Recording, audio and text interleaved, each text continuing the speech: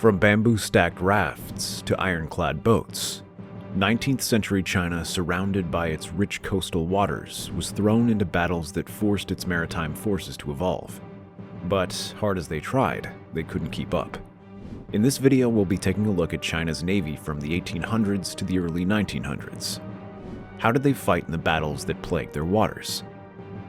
In the 1800s, a period known as China's Qing Dynasty, Western imperial powers like the United States, France, and Great Britain aggressively expanded their global influence. Using the activities of Christian missionaries, they preached the idea of free trade to China and its neighboring nations, knowing that their military forces were powerful enough to impose the idea. In a way, China was open to the proposal of free trade, so it embraced the foreign encroachment on its land and waters. But unlike their neighbors India and Malaysia, they rejected becoming full-fledged formal colonies of the West. Despite their refusal, China was ineffective in countering the modern West's increasing military might, mercantilism, and industrialism on their land. 19th-century China was a vast, primarily land-based empire run by a 2,000-year-old bureaucracy and dominated by traditional Confucian principles of economic, social, and political rules dating back millennia. Because of these factors, China was different from European powers of the time and found it difficult to handle their incursion. Soon, issues like unfair treaties, internal political disputes, social unrest, and frequent foreign military invasions began to arise, and were further exacerbated by China's political and military inefficiency. These inadequacies, however, did not stop them from fighting back. China's resistance led to the First Opium War, which broke out on September 4, 1839. In the decades leading to the war, trade between China and the West was carried out within the confines of the Canton system, in the southern city of Guangzhou. The Qing emperor ordered Guangzhou, called Canton, to be the only trade port with foreigners, and exchange would only occur through licensed Chinese merchants. However, these rules effectively restricted foreign trade as they were highly subjected to scrutiny and the regulations of the Chinese government. Great Britain operated a three-county trade scheme for years with China and its eastern colony, India. Chinese goods, mainly tea, silk, and porcelain, were shipped to Britain, where they were very popular among British consumers. In return, Britain sold India cotton and manufactured goods to China. Yet, this exchange was far from balanced. The Chinese, with their flourishing economy and self-sufficient mindset, saw little value in foreign goods, including Indian cotton, so they only accepted silver as payment for their trade. This meant that the trade was overwhelmingly in China's favor, and Britain's silver reserves steadily decreased, especially because their nation grew an overwhelming liking to Chinese tea, silk, and cosmetics. The turnout frustrated British officials with the lack of profit in this trade cycle. By the late 1700s, they devised a sinister solution to balance it, and maybe even tip the scales in their favor. If China did not buy Indian cotton or British artifacts in sufficient quantities, they would substitute them for something more addictive and lucrative: opium. Grown in vast amounts in the British colonized India, opium became the weapon the British used to tip the scales.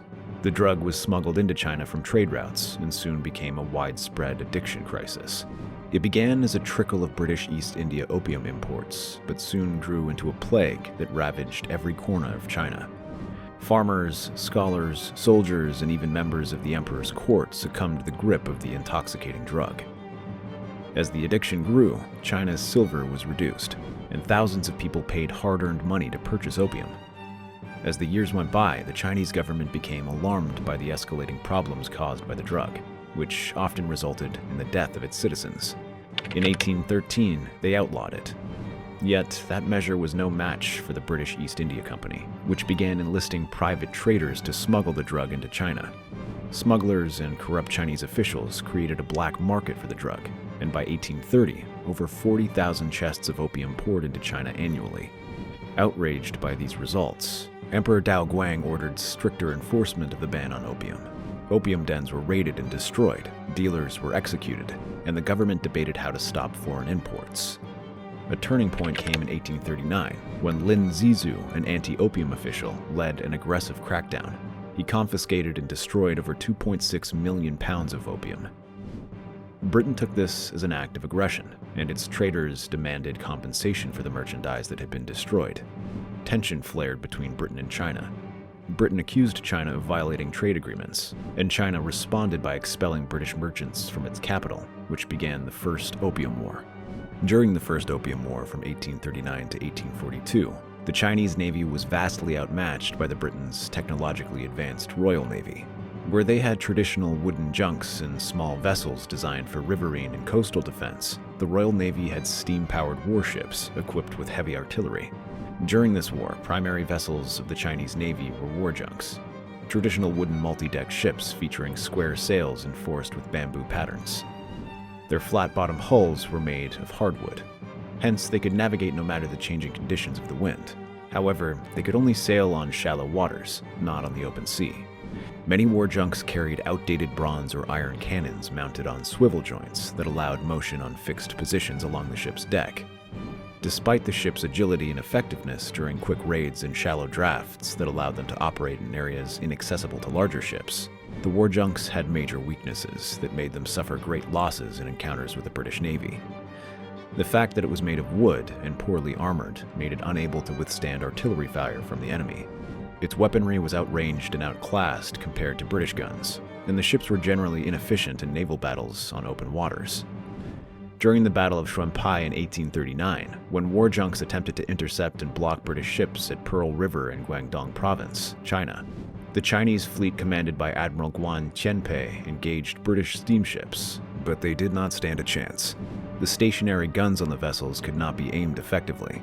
The encounter led to one junk ship getting blown up, 3 sunk, and others severely damaged. But China never gave up in its fight for change. That was only the first of its attacks. Realizing the inefficiencies of their naval power, China's navy sought to sneak up on unsuspecting enemy vessels. To do that, they used snake boats. Adapted from traditional riverine craft, snake boats were long, narrow vessels designed for speed and stealth. They were typically powered by oars and sails. Unlike the war junks, snake boats were only used for close-quarter engagements, such as quietly boarding the enemy's ships and launching surprise attacks. The strength of the boats lay in their maneuverability and silence. They were used for sneaky approaches in the cover of dark and for hit-and-run tactics, but they were extremely fragile and unable to withstand direct artillery fire. While snake boats also played a role in night raids along Pearl River, their effectiveness was very little. During the First Opium War, China's naval fleet was deeply rooted in tradition. The design of its vessels, such as war junk, snake boats, and other smaller vessels, such as Red Standard fleet ships and fire rafts, which were once effective in defending their coastal waters, became useless against Britain's modern and industrialized navy. The war finally ended in 1842, following the Battle of Fuzhou, which claimed approximately 3,000 Chinese sailors and an overall loss of over 20,000 Chinese following the Battle of Shenpai, Canton, and China's attempt to defend major ports like Ningbo and Zhenhai.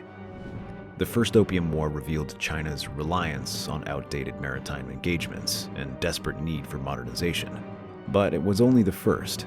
In the years that followed, they began implementing urgent modernization programs. Following the defeat, China signed the Treaty of Nanking and gave in to the suffocating grip of British naval superiority. Chinese officials ceded Hong Kong Island to Britain, which opened the door for the British Empire to plant its flag in Asian waters. 5 major ports were forcefully opened to foreign trade, and China was pressed to pay 21 million silver dollars in reparations for the damage incurred by Britain during the war. The ink of the treaty, however, did very little to extinguish the flames of resentment that smoldered the heart of every Chinese citizen. For a decade, the Treaty of Nanking festered on them like an open wound. British merchants came and went as they pleased. The streets of China were flooded with opium, and the Chinese government was weakened and utterly humiliated. But the tension of the war never really died down. China was waiting for a time to strike back, and in 1856, a small spark was ignited that led to the Second Opium Wars. But as the light of hope was rekindled in the heart of the dying nation, Britain came with a powerful ally that would extinguish that light. China suffered another devastating defeat as it faced Western forces that had vastly overwhelming naval fleets in comparison to theirs. Although they had attempted to modernize their naval fleet, being under the thumb of the British government for years meant they couldn't make any drastic technological improvements. Some new vessels were added to its fleet, steam-powered gunboats like the Guangxing, ironclad junks that replaced wooden ones, and rafts completely went out of service. but it was still no match for Britain's navy. Again, after much resistance, Britain won the Second Opium War that was fought between 1856 and 1860. By the late 19th century, China's efforts to rebuild its navy became part of a broader movement called the Self-Strengthening Movement, an ambitious initiative to blend Western technology with Chinese traditions, so the Beiyang fleet was born. Equipped with imported warships from Britain and Germany, like the ironclad Dingyang and Zenyang with their powerful Krupp guns and thick armors, for a time these ships positioned China as one of the most formidable forces on the seas of Asia. Yet this advancement proved tragically hollow in the face of Japan's navy during the Sino-Japanese Wars from 1894 to 1895. The Dingyang was a marvel of late 19th century naval engineering, symbolizing China's ambition to claim dominance over the sea. Built in 1881, the Dingyang was a colossal battleship that had a displacement of 7,000 tons. It was heavily armored with thick steel plates meant to easily shrug off enemy shells. Its two towering main guns, mounted in barrettes fore and aft, were complemented by smaller secondary guns and rapid-fire cannons. But despite the battleship's weapons of defense and offense, it carried flaws that would cripple it in combat. While its armory was impressive, it was also quite heavy, greatly limiting the ship's speed and maneuverability. Also, being powered by coal-fired steam engines made it relatively slower. When the First Sino-Japanese War erupted in 1894, the Dingyang played a central role in the Battle of Yellow River, one of the largest naval engagements of the conflict. The ship's immense firepower initially gave China's Beiyang fleet an advantage, its massive shells inflicting severe damage on several Japanese ships. For a moment, it seemed as if the Dingyang might validate China's naval modernization efforts. However, the battle quickly turned as Japanese cruisers built for speed and equipped with rapid-firing guns exploited the Dingyang's sluggishness. Unable to reposition effectively, the vessel became a sitting duck for concentrated fire. Its armor eventually breached critical areas, leading to China's defeat and Japan's encroachment on their land. When the First World War began in 1914, China initially declared neutrality. Its role seemed insignificant. However, the presence of the German Navy in Qingdao, Shandong Province, China, presented an opportunity for them to seize back their territory. Although its navy was still underdeveloped compared to the world-leading powers, it employed newly acquired vessels like the Hai-Chi cruiser to conduct patrols and escort missions, but was never actively involved in battle. Throughout World War I, China's naval contributions were limited to support roles. Still, it was proof that despite the defeats they witnessed through the 19th century, they persisted. Their strength laid the groundwork for the reforms and growth that eventually transformed their naval power to become a formidable force in the 20th century. If you loved this video and would enjoy listening to more like it, then you're in the right harbor. Drop a like, subscribe, and check out other videos on this channel for more content like this. While you're at it, hit the post notification bell so you never miss out on our upcoming videos. See you in the next one.